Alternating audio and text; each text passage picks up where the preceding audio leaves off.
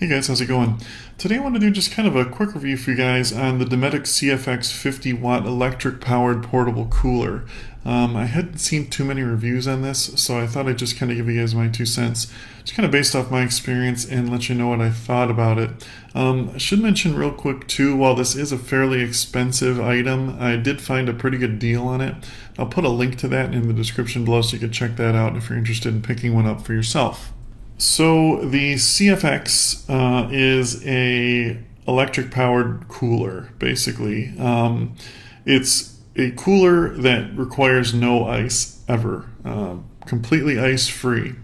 And the temperature can be set on it to refrigerate, or it can actually freeze down to -7 degrees Fahrenheit. So that's very cold. A lot of these other coolers don't get that cold, so it takes a long time to freeze things or keep things frozen. It runs on a standard 110 outlet. You can just plug it right in. If you have an inverter for your car, it can run off that. It does pull a pretty decent amount of voltage, so keep that in mind. You'll probably want to keep your car running unless you have a pretty hefty battery inside your car while this thing is keeping it, at least if you're keeping it on the freeze mode. Refrigeration mode, not as important. That is one thing about this, is it's very, very well insulated. So it keeps stuff cold for a really long time. It's very efficient. It doesn't run the compressor very often unless it's in freezer mode. But even then, not as much as you'd think. It does come with an app that you can use with your Android phone or iOS that can control the temperature remotely. So that's nice if you want to change something, like if you're, at your car or you're away from your car or wherever you have your cooler and you need to adjust the temperature. Maybe you want to turn it off because your car you turned off and you don't want it running while you're just on battery alone. You can set it to be warmer or turn it off completely. Because remember, it is a very, very well insulated cooler, just as good, if not better, than your Yeti style coolers.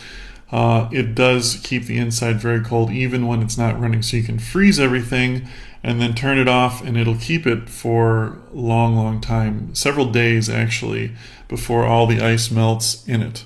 They make quite a few different sizes and wattages of it. It's basically the larger it is, the more watts it needs. But they make them from 35 watts all the way up to 100 watts.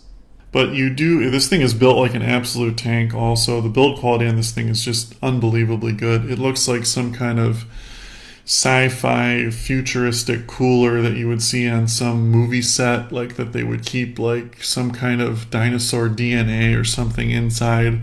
Reminds me of that. It just has a really nice modern look to it. And the nice thing about not having to put ice in your cooler is you can just fit so much more stuff inside of it.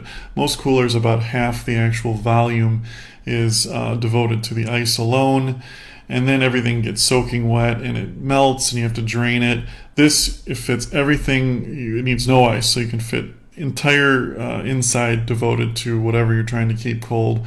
It never gets wet. It never needs to be changed. It never needs to be drained. It's just very convenient to have.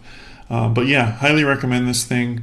If you have any more questions about it, just leave them in the comments below. Thanks for watching, guys, and have a great day.